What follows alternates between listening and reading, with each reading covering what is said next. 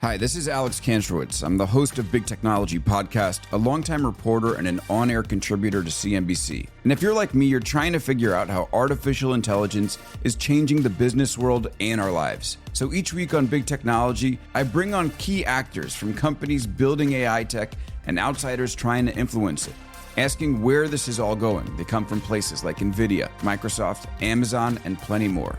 So if you want to be smart with your wallet, your career choices, in meetings with your colleagues, and at dinner parties, listen to Big Technology Podcast wherever you get your podcasts. You're listening to the DolphinsTalk.com podcast network.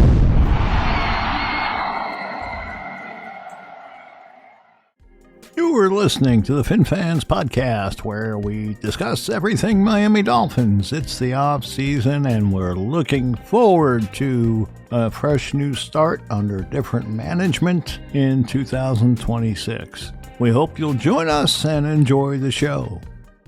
And it's another FinFans podcast. With me this evening is Chris Ragone. How are you, Chris? Doing good, Mike. We got 13, plus the undrafted free agents from the rookie class. I mean, we have a lot of new bodies, a lot to be excited about. I know, we talked a little bit on the days of the draft, and, there's so many different ways to look at this. I mean, should they have taken Bain? Should they have taken the safety? You can beat your head against the wall over it, but they took Caden Proctor, and I can definitely see the logic in it, but you just wonder, if it wasn't too risky of a pick. How do you feel about it? I definitely think it's risky. It's a very boomer bust pick. I mean, this guy, every single season, it seems like, from what I've read, in Alabama, including this past year, he's came into the season overweight.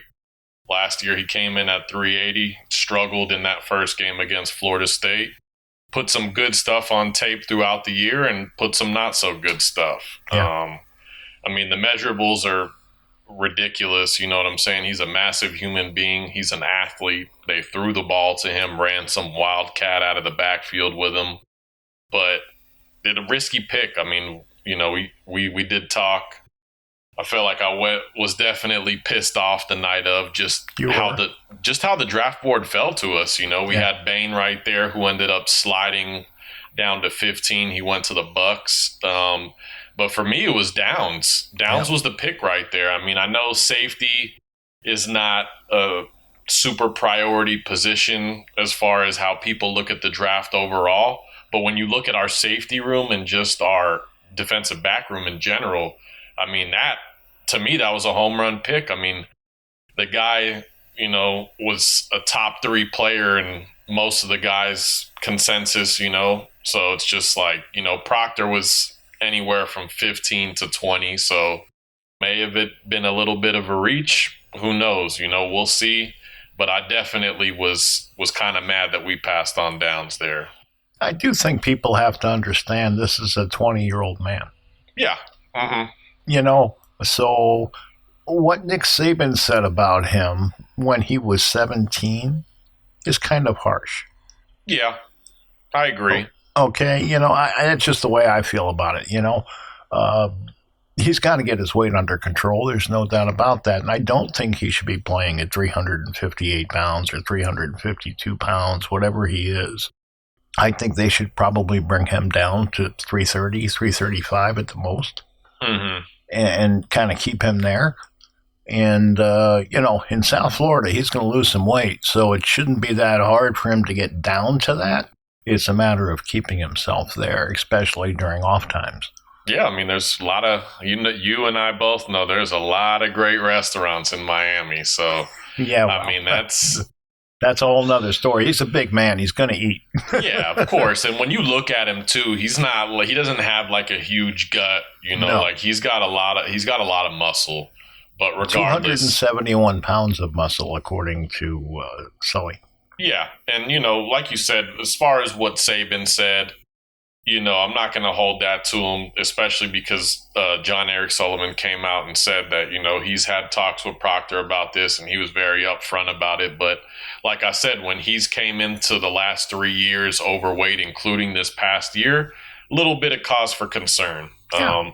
Another thing that I didn't really like what I heard recently was John Eric Sullivan I forgot which interview I was watching, but he kind of hinted that he thinks that Proctor's going to end up starting off at left guard, and he's going to get cross-trained at tackle. That I also am not a huge fan of, just because he doesn't have any experience playing guard at the NFL level, obviously, but not even at the collegiate level. So I don't know if maybe he spent some time there in high school, but Sullivan, he's convinced that he can play all four positions, which, I know Eichenberg's a different case, but that's kind of an example of, moving a guy around a bunch of different places in the NFL. It's hard to adjust, you know what I mean? So, you got to think right there.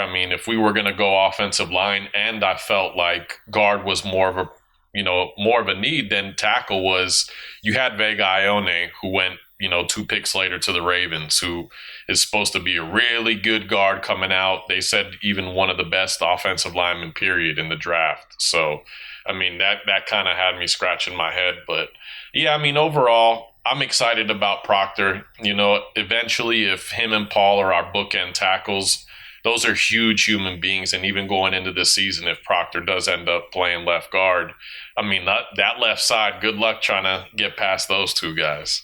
Yep. And I'll tell you, it'll help Achane. Yeah, it'll definitely help Achane. So that, you want to get the quarterback some help, and that's a way to do it. Yeah, it's going to help Malik Willis a lot too, taking some of that pressure off of him, not even just in the run game, but in the pass game. So then the 27th pick, they drafted cornerback Chris Johnson. Yeah, that's a pick I loved. He was pretty high on a lot of people's boards as far as cornerbacks. He's got the length at 6'1". He's got the speed. He ran a good 40 time. He's got good ball skills, good body movement. And Sullivan and Hafley loved this guy. My only concern would be that he played at San Diego State. So I'm not sure how many elite, offenses and wide receivers he went up against. But he did play pretty well at the Senior Bowl when he was guarding those type of guys. So I love that pick. What did you think about that? I liked it. I did. Look, we need a cornerback. Mm-hmm. Our secondary is pretty weak. We could have used a safety too, but that's another story. Mm-hmm. You look at this and you see a guy who can play man. He can play zone. He's comfortable doing it. He has a good football IQ. He's a good athlete. The only knock on him really that is significant, he'll get out timed at the catch point. Mm-hmm. And also when he does trail, sometimes he can't catch up. So but he's still athletic. He runs what, a 4.4? Yeah, I think he even may have ran a little bit faster time than that. That was he has all the intangibles, which you'd love to see. I liked in his press conference the fact that he stayed at San Diego State when he had options to go elsewhere. He's kind of said that he wanted to write his own story. He didn't want to go to, one of these perennial colleges and not fit in the scheme, or, he didn't like the uncertain. So he stood at San Diego State for his 4 years and, he did his thing. I think he's probably going to be fine. Yeah, I definitely like him at outside there. And then in the second round, we took Jacob Rodriguez, the linebacker from Texas Tech. And we all know about Zach Thomas's history. Mm-hmm. Not that it really matters, but, everybody's excited that this guy can maybe compare to a Zach Thomas. I'm not ready to say that. I think he's got to come in and prove that he's got the talent. Mm-hmm. But he's had good production over the last couple of years. He has good instincts against the run. He can diagnose plays, which is important. And he's a good tackler. Keeps his pads where they're supposed to be. And one of the things that's pretty exciting is what he does with the peanut punch. Yeah. This guy, turnover machine, definitely one of my favorite highlight tapes that I was watching pre-draft process. and I really liked him. We talked about him on some of the pre-draft shows. I just did not think that they were going to do it. I was super surprised that they went inside linebacker that early when, there was edge rushers like Zion Young there. There were some cornerbacks that we could have doubled down on, a couple good receivers. But, I don't know. I mean, Jordan Brooks was fired up, also a Texas Tech guy. I heard that Jordan Brooks called him right away and, was getting hyped, so that's going to be a hell of a duo if they do end up keeping Brooks. We'll talk about our other draft picks, but with how many guys can play inside linebacker we have now, it's like kind of really did have me thinking, like, do they have a plan for Brooks to get traded, or maybe even Dotson or somebody like that? Because we also have Willie Gay, who's capable. Right. So, but yeah, Jacob Rodriguez, former quarterback. Everybody the day after the draft, or at least the day after the first two rounds, everybody was ranting about, saying that this was the steal of the draft and they loved him. All the guys across the NFL Network, ESPN, all these different, so that's a pick that I'm definitely excited about. And I think he's going to become a fan favorite for sure. It seems like it. Mm-hmm. If for nothing else, the mustache. Oh, yeah.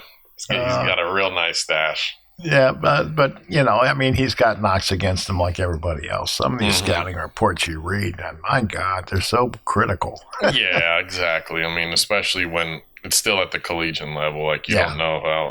He won. You gotta let him get coached up, and then assess his talent. You can't really do it beforehand, and people have to understand, when you're drafting based on what you think the player can become. Not necessarily what he is now. What he produced, yeah. Right. So you have to take that into consideration. They're looking at a piece of clay, and they're trying to figure out how they're going to mold it. Mm-hmm. You can't judge the final product. You can't. Until you mold it. So anyway, third round, wide receiver Caleb Douglas. This is where, in my opinion, the next few picks were kind of head scratchers. When you look at Caleb Douglas's highlight film, which I did, you see a lot of good things on there. And then, you kind of read a little bit more into him. 7 drops last year, which we don't love. Simon Clancy, who covers the draft every year, puts out like a 250 person mock draft and of like all the prospects and stuff, said that he's heard from his previous coaches that he has a little bit of work ethic, not a great work ethic. So you don't love to hear that. And when I look at this board, there was some receivers that were taken after him that I kind of liked a little bit more, like a Jacoby Lane, who was still a big body receiver from USC, Chris Brazel from Tennessee, Ted Hurst from Georgia State, who were similar type of receivers, bigger guys who can run, that have great hands. That, to me, I thought that they might have had a little bit of upside, but all these guys were taken within 10 picks of when we took our guy. So, it's going to be interesting to see how even a guy like Zachariah Branch went to the Falcons 5 or 4 picks later, but he's a shorter receiver. I liked going with the bigger body receiver. And like I said, when you watch Caleb Douglas's film, there's definitely some things that you like. Doesn't have a really good vertical, but he's also 6'4", so I don't think he needs to jump high. Something else, a stat that I saw that kind of made me step back for a second, was his contested catch rate was only about 30-something%, which you don't love to see from a big receiver. We're expecting him to be, a red zone threat, a guy who can go up and get it. And, but I think the problem is his technique in catching the ball. Mm-hmm. I think if they can fix that, that will improve. Yeah. And Sullivan spoke about him because it seemed like he was getting a lot of flack for that pick just because of, he was like 200 on some big boards. And we took him at 75. Right. So, it was, they must have saw something that they really liked in him. And, like I said, after watching his highlights and reading a little bit into him, there's some upside there, but there's, also some cause for concern right there. Yep. What do you think of the tight end pick? I like it. I mean, I like the player. I liked what I've read. Best blocking tight end in the draft, can essentially be, like how we were running last year with those jumbo formations. Can kind of be an extra lineman on the line. My only issue was, 87 in the third round, a little high. And when I look at a guy like Emmanuel Pregnon, who went literally a pick after at the guard position, was the second round talent on most boards, guard at position in need. I think we could have addressed that right there. That would have been nice. I mean, he slid a little bit. One of the guys was saying just due to the fact that he's a little bit of an older prospect, which, I get, but at the same time, I feel like a guard, a guy who can come in and, potentially compete for a starting position would be a little bit more useful than, say, like a backup tight end, which you can't really call him that because, Dulcich is more of a receiver. So this guy's going to be in on a lot of running plays, and I think he's going to get plenty of play time. I just, that one, I like the player. Like I said, it's just the value, it wasn't great value there. Well, but let's take a look at this from another angle. Mm-hmm. The receivers are young. They're not going to be ready. Yeah. Okay, so maybe they're thinking about going more to tight end packages. Mm-hmm. I can see that. I mean, they did that in Green Bay a lot too with the plethora of tight ends they had. So, I mean, if you look at it from that aspect, that makes a little bit more sense because they don't have much in the tight end room. So, yeah. But you can spin that the other way too. You can say they don't have much in the receiver room, so I guess you can look at it both ways. But to me, I don't have a problem with the pick. I like the fact he's an excellent run blocker. And, I believe that you need the run game to win. I honestly do, especially when you get up north. Mm-hmm. Yeah, for sure. So if he's going to help you do that, then I'm all for it. I really have no problem with the pick. All right, what we're going to do is we're going to take a step back for just a couple minutes, and we'll be right back. The Fall Line is a true crime podcast covering the coldest cases in the southeastern United States and occasionally beyond. We focus on the missing persons, the unsolved murders, and the unidentified does that don't get media attention. Empathetic and intensively researched, The Fall Line will take you on deep dives into unsolved cases that you've never heard of and make you wonder why you haven't. Find us wherever you listen to podcasts. Yeah, and it was so weird because it wasn't supposed to be a very great draft as far as tight end prospects. And, man, was there a lot of tight ends that came off the board even before. Yeah. Even before him and then right after him. So it was crazy to see that. But to know that we got, the best blocking guy, I've read from a couple of his coaches at Ohio State, and he is just he's a mauler. He's very physical, and that's kind of the – he's got a mean streak. Yeah, and we took a lot of guys like this, which I'm happy about. We didn't just take big guys. We took guys that are dogs, you know what I'm saying? And that have that edge. Yeah, exactly. And that's something that we definitely are going to need going forward to establish this culture and, the type of team that Hafley and John Eric Sullivan envision, The next pick, wide receiver Chris Bell, they took at 94, the third round. He's a guy that many people criticized because of the ACL, but the kid can play.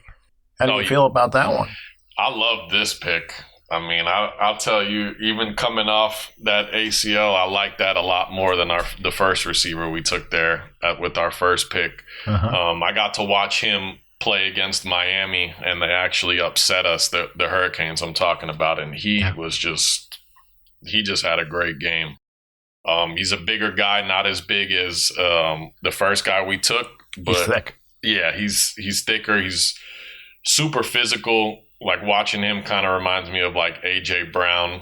He's good after the catch, and it was nice to see that he's running like 18 miles on the treadmill. He looked like he's getting back to form, and they said that he should be ready for the start of the season. But I think that they're gonna move a little bit slower. I think so too. We'll probably see him around week 5 or 6 or something like that. Listening to Sullivan talk, he didn't sound like he was in any hurry.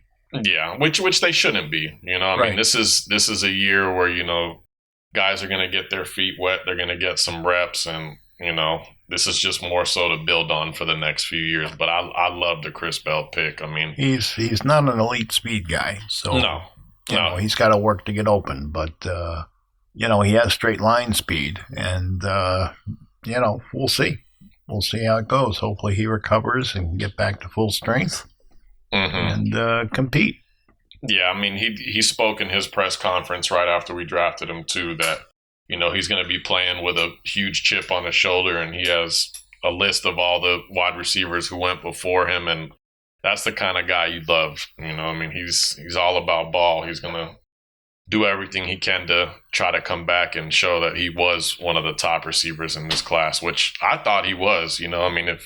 Had he not tore his ACL toward the end of the season, he probably would be a first or second round pick. That's a lot of people said. thought. Yeah. So, to get him there at 94 at the end of the third, that was a steal. That was another pick that a lot of the analysts and, guys that cover the Dolphins, they loved that pick too. Yep. And then we won a couple of linebackers. First one was Trey Moore, right? Yep, finally. Out of Texas. Yeah, finally took an edge rusher at 130 who's kind of a pass rush specialist, also has some experience at inside linebacker. So a guy that we'll see in certain packages. You love to see the versatility. The only thing that kind of sucks is he's a little bit more undersized, which we already have in Chop Robinson, who's also kind of reminds me of more of like a pass specialist rather than a guy who can set the edge and, defend the run. But, I liked what I saw out of Trey Moore. I watched pretty much all these guys' interviews. I liked everything I heard. All these guys seem like high character guys who love ball. And, Sullivan, especially with this pick and the next pick, went with the guys who can play multiple positions and do a couple different things. So chess pieces. Exactly. Chess pieces. Trey Moore and this Kyle Lewis. This edge group with Trey Moore, though. He's gonna get opportunities. That's not a very deep group at all. So they have plans for him. We'll have to see how he does. Mm-hmm. There's not a lot of competition there. There really isn't. So these guys should be interesting. I'm really looking forward to watching their aggressiveness. This guy is known to play with his hair on fire, Mm-hmm. And we need some of that. We really do. We need a lot of that. Who are, that attack, Yeah. So, you get excited about that when you start reading it and watching film and all that stuff. Because, that's exactly what we need. We need guys who are going to give it their all. You know what? And if they're a little small and they get beat once in a while, you live with that. Yeah. So anyway, Kyle Lewis, he's very agile, moves like a defensive back. Mm-hmm. He's one of the more natural covered linebackers. Yeah. Good stop-start quickness, fluid movement, and awareness. And the knocks on him, he can be washed out when blockers reach him because he's smaller. Doesn't have a real knack for blitzing yet. And he's not suited for like a stack and shed role, which, makes perfect sense. He's a smaller guy.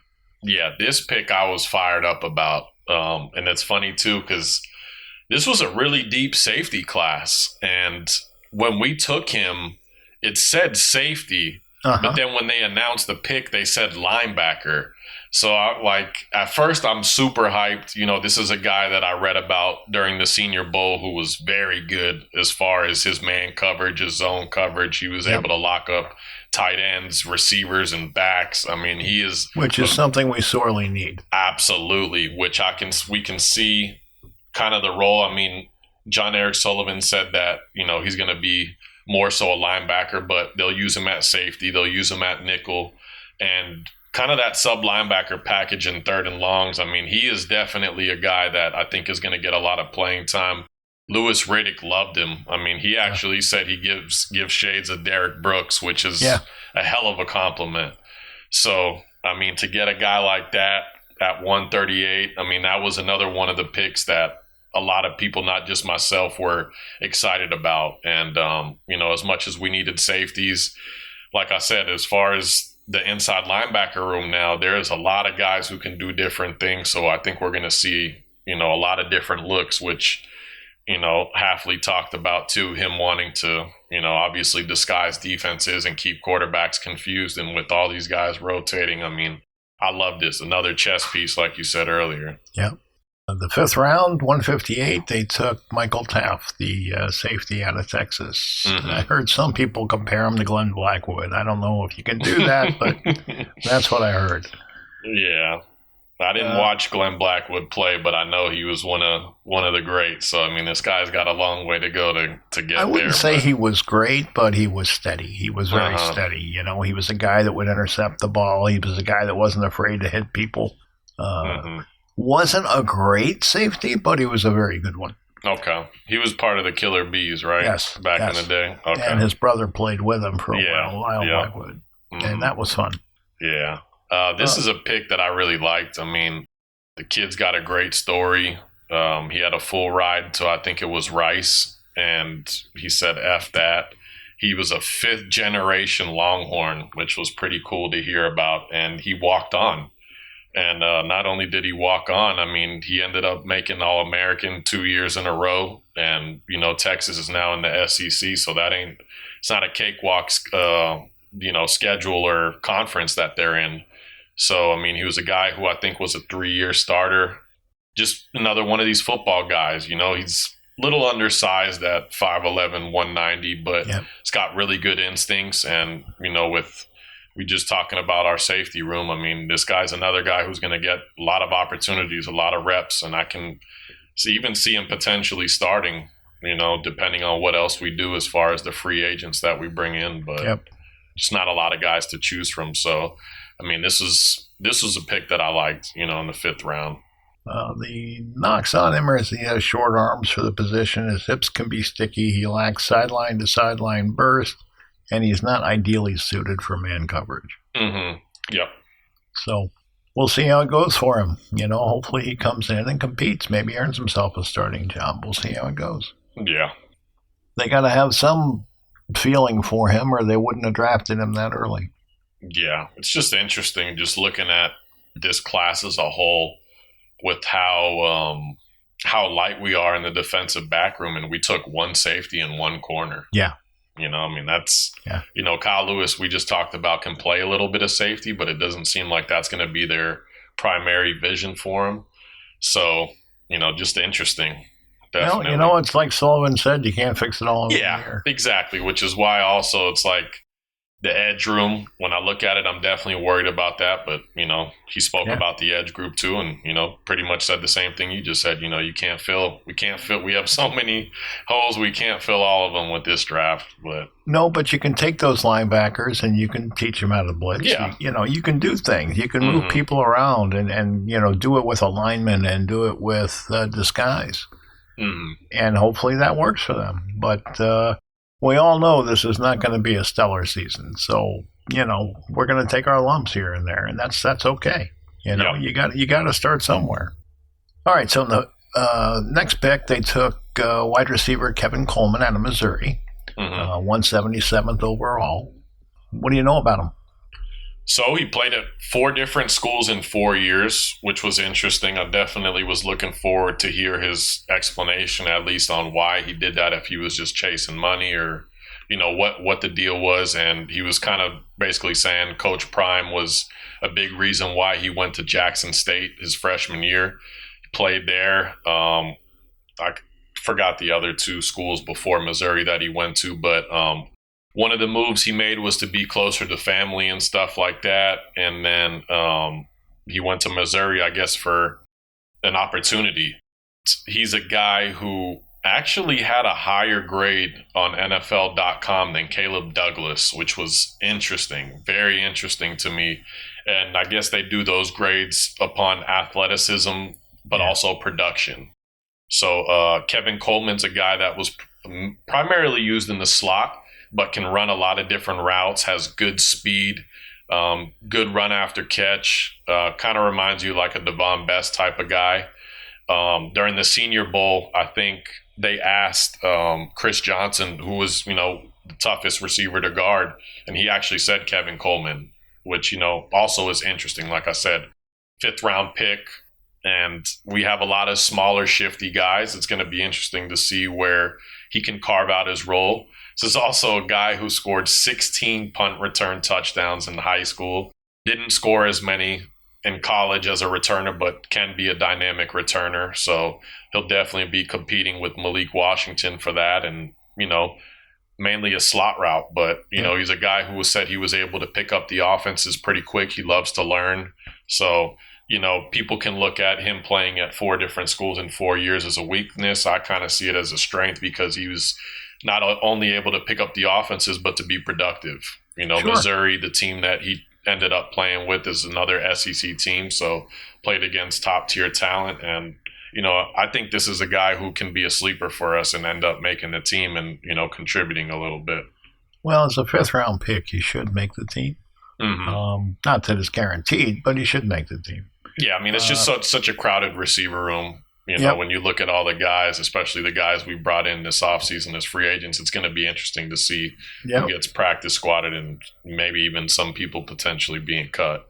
But this is a guy I could see going on the practice squad, but you never know. You just don't know because you don't know how well they're going to do in camp. But as you said, he is projected to be basically a slot-only receiver. Yeah. He's not projected to play outside. Mm-hmm. And doesn't have a lot of play strength. That's another weakness of his. So, we'll see how it goes for him. Mm-hmm. They can get stronger, Yeah. All right, what we're going to do is we're going to take a step back for just a couple minutes, and we'll be right back.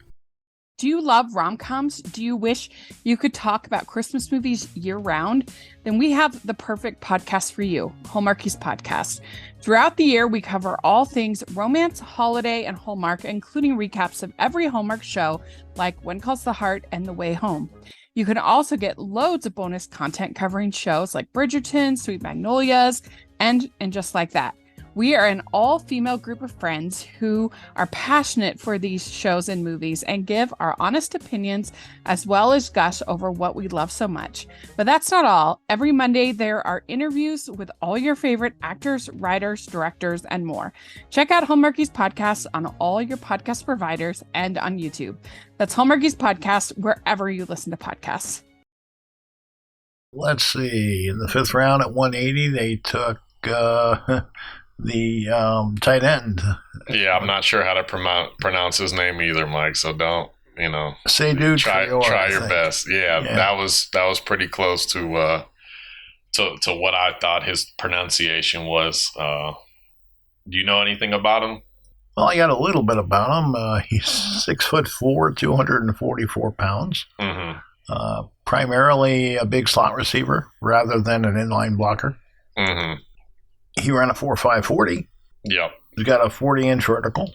Okay. And his relative athletic score, which is, I think the max is 10, he's 9.42.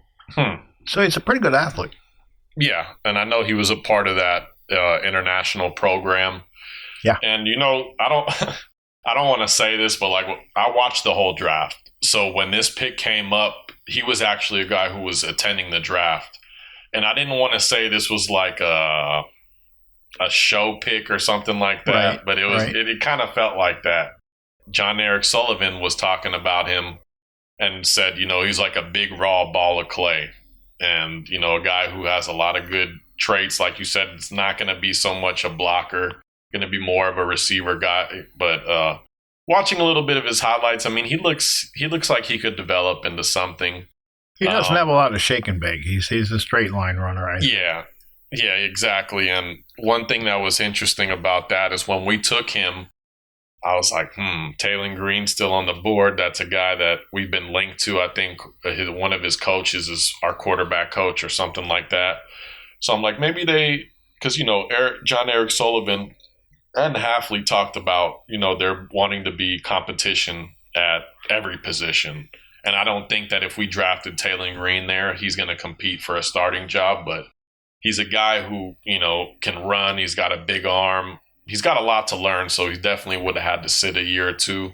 But it was interesting to see them take that tight end over him. And not only him, but Inez Cooper, who went about 10 picks after, the guard from Miami, who actually was pretty good. And, he ended up lasting till the 6th round. There was, you question where these guys were on their board, but I mean, his athletic score will bring him up. Yeah, exactly. But yeah, I mean, don't love the pick, don't hate the pick. I'm kind of just like, whatever. Yeah, we'll see. I mean, he's not going to cost us a roster spot because he was a part of that international program. So, it doesn't hurt. And he hasn't played a lot of football either. Yeah, exactly. Yeah, so, still learning. Yeah, so it's like you said, he is a ball of clay. We'll just have to see what they develop him into, if anything. Mm-hmm. But it's the last 5th round pick they had. They had 3, so I mean, you're not going to hit on all them, regardless. So we'll see. Yeah, you just got to be patient and watch. Yeah. So in the 6th round, 200th overall, they took guard DJ Campbell out of Texas. Mm-hmm. They really love Texas, don't they? Yeah, it seems. I mean, between Texas and Texas Tech, 5 guys. Yeah. So that was interesting. I really liked this pick, actually. I mean, he was a guy who was a 3-year starter at Texas. I was listening to another podcast, and the gentleman was talking about our picks as they went through our picks. And he was saying how he didn't understand why DJ Campbell went as late as he did, because he was solid all 3 years at Texas. Again, an top SEC team, played in a lot of meaningful games and played pretty well. Yeah, he's short. He's not very athletic, so he's not one of these pulling guards. But, I mean, we talked about our guard group a little bit earlier. I mean, I think this is a guy, even as a 6th round pick, who can come in and compete, whether it be for the left guard or not so much the left guard. It seems like it's going to be more so the right guard. With Jonah Savaiinaya, which, I kind of like too, going back to that, John Eric Sullivan talking about how Proctor is kind of projected to be the left guard at the moment. Moving Jonah back to the right side, I think might help him a little bit. I don't want to hurt him. Yeah, I was just going to say, I don't want to rag on him, but I mean, his performance it couldn't have been much worse last year. So I'm hoping that moving him back to his natural right side, can give him a boost. Hopefully. And, but yeah, this DJ Campbell pick, I mean, for getting him as late as we did, I think, like I said, I think he's going to come in and compete for that starting position. If not, he's going to be a nice backup. I kind of think he's going to need a little bit of time because he has to get stronger. Yeah. But we'll see. Yeah. You never know. Mm-hmm. He's a better pass protector than run blocker, which obviously is strength. Yeah. Campbell is a traits-based developmental guard with pass pro upside and run game potential if he adds strength and refines his balance. Mm-hmm. So he's got some ability. Yep. And then there was the last pick, Edge Max Llewellyn. Mm-hmm. What do you think of him? This is another one. I mean, I'm saying this a lot, especially with like our late round picks, but another pick I really like. He had one of the highest win rates when he used the spin move, which is kind of his bread and butter. He was pretty productive at Iowa. He's a bigger guy, which we definitely needed in the room. It says he lacks the play strength and anchor to carry his production into the league. He plays with a lack of knee bend that limits balance and contact when he anchors through engagement. But he's better at playing into the gaps and playing off blocks when his feet are active. He lacks explosiveness, but he is a guy, like I said, who did produce. There's something to work with there. As a 7th round pick, I mean, he said that he was kind of surprised he went as low as he did, but, another Everybody guy. says that. Yeah. Another guy who's coming in with a chip on his shoulder. Yep. And I think that's important. And that's one thing that John Eric Sullivan was talking about, not just with this rookie class, but with some of the free agents that they brought in. That guys that, they picked up some guys that other teams, kind of casted to the side. And, he's got, what analogy did he use? He said they're all chasing the carrot. Yeah, chasing the carrot. Boom. Yep. That's the phrase he used a few times, and I like that. We're gonna have a team full of young, hungry guys mixed with some veterans who are also hungry, trying to get another contract and stuff. So, I mean, to close out the draft, I mean, I thought Max Llewellyn was a nice pick there. Definitely much needed in the edge. We'll see if he can compete. He probably has a shot to compete. Whether or not he actually makes the team, we'll see. But I do think he'll make people work because he's one of those players that gives out effort. A lot of effort. Mm-hmm. And he's got some ability. His problem is he just doesn't have that burst or real good knee bend. But we'll see how he does. It's so hard to predict these type of draft picks because you see some ability, but you also see, the weaknesses. And like I said, some of these scouts can write up these things and they're brutal. They're just brutal. I mean, some of the weaknesses that they put down, you watch them play and it doesn't always align, Yeah, I agree. So, maybe they're trying to fill up the paper. I don't know. But, whatever it is, you just got to let the guys play and see what they develop into. They need a little bit of time. They're all coming and they're all young and they're not fully developed yet. You're not your physical self at 20 years old that you're going to be at 25. You're just not. Mm-hmm. So, we'll see how these guys do. Especially the first round pick, Proctor. He's going to get stronger. He's going to get leaner. He's going to. If he works like he should be working. Mm-hmm. So I'm not as concerned about that as some other people are.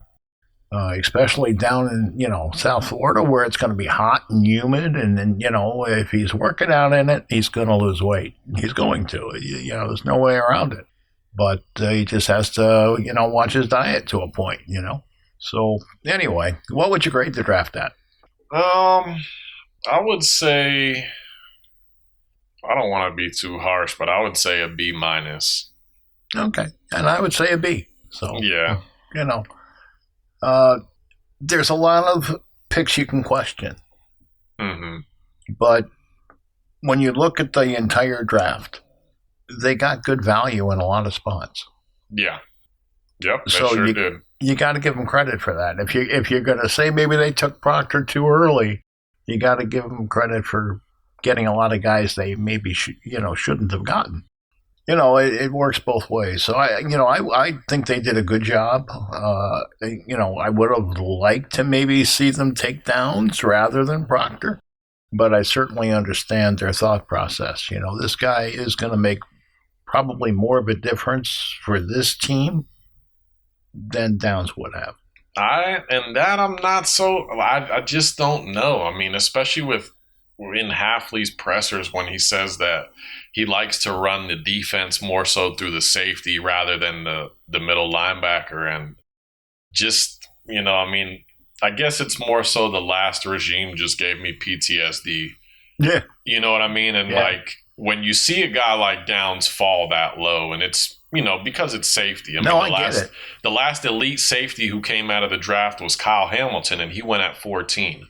But I guarantee you if they could redraft that, I don't think he would as many teams would have passed on him as we would have thought. Probably. And when you get a guy who, a lot of people are saying is a generational talent, that, I hope in 3 years we don't look back and Downs has been a rookie of the year, Pro Bowl, all-pro guy, and Proctor, is a decent tackle. Or on his way out of the league because he can't keep his weight exactly. down. Or that's the worst case scenario. He's out of the league in a couple years because, they did a metric of guys who were over 6'7" and 350. The last three guys who were taken in the first round, and one of them was Mekhi Beckham. Another guy was Isaiah Wilson, who actually, we took a shot on after he didn't pan out in Tennessee, and he's already out of the league. So, I know these guys are different. I watched Caden Proctor.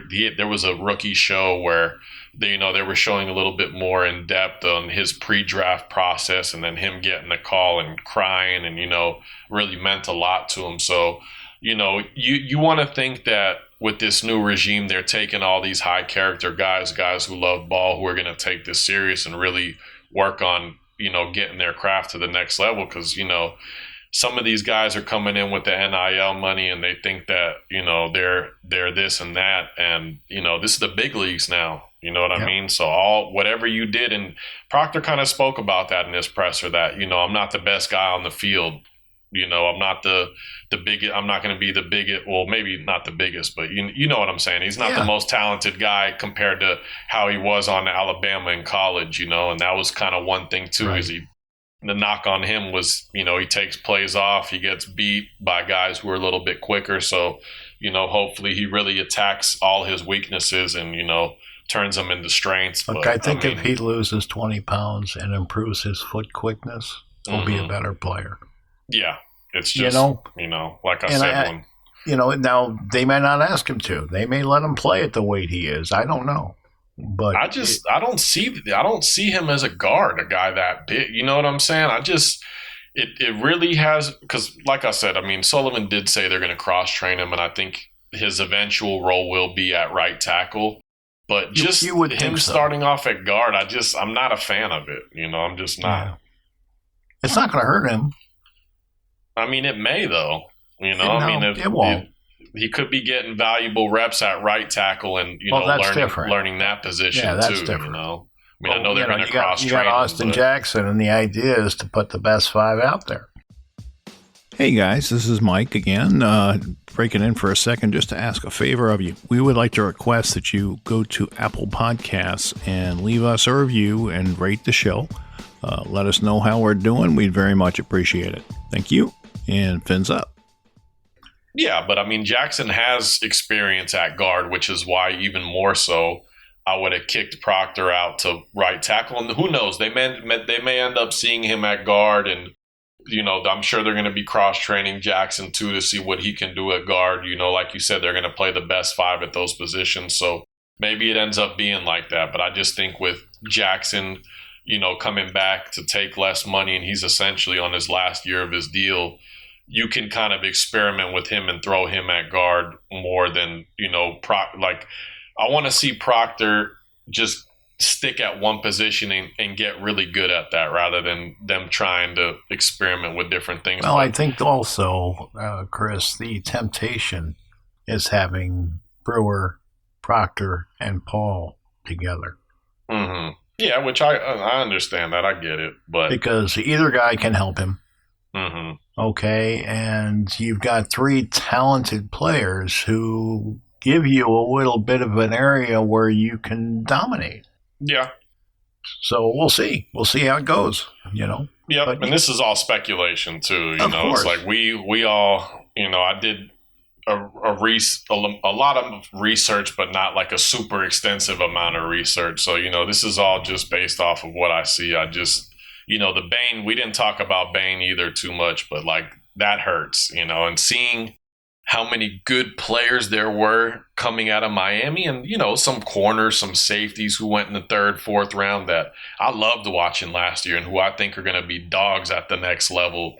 It's just so interesting how it seems like we never draft guys out of Miami, having these guys be in our backyard and having so much, more intel on what they're good at, what they're not good at, and it's just, to see that Miami team go all the way to the national championship and see how many guys got drafted in this draft from that school and we didn't take any of them is just kind of, I guess that's just me, the homer in me that wants to see guys go from the Canes to the Dolphins like Jalen Phillips did, but it just seems like, we never take too many guys from the University of Miami. But no, we don't. And there's a lot we did take that didn't work out. Yep. Yeah, that's true. So it is what it is. But, your dad had thoughts on the draft. He seemed to be pretty excited for the most part. Yeah. He couldn't be with us tonight. He's out of state. I think he's going to miss next week too, but he'll be back after that. Mm-hmm. We'll be back next week and talk about some of the undrafted free agents that Miami signed and whatever else we can find to talk about. Mm-hmm. Until then, thanks for joining me, Chris. Thanks for listening, everybody, and we'll be back next week. Fins up. Fins up. And that's the end of another show. I want to thank the Believe Network for allowing us to join them this year, and the Dolphins Talk Network, who we've been a part of for many years. I want to thank both of these outfits. They're exceptional people, and we're proud and honored just to be a part of it. Until next time, take care.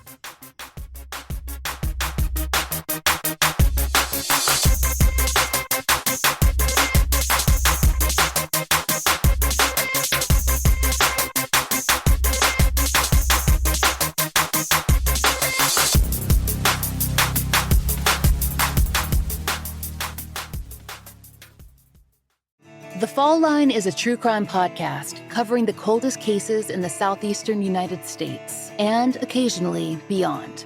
We focus on the missing persons, the unsolved murders, and the unidentified does that don't get media attention. Empathetic and intensively researched, The Fall Line will take you on deep dives into unsolved cases that you've never heard of and make you wonder why you haven't. Find us wherever you listen to podcasts. If you like the show, please take a moment to rate, review, and subscribe. It really does help the show to grow. Thank you for listening.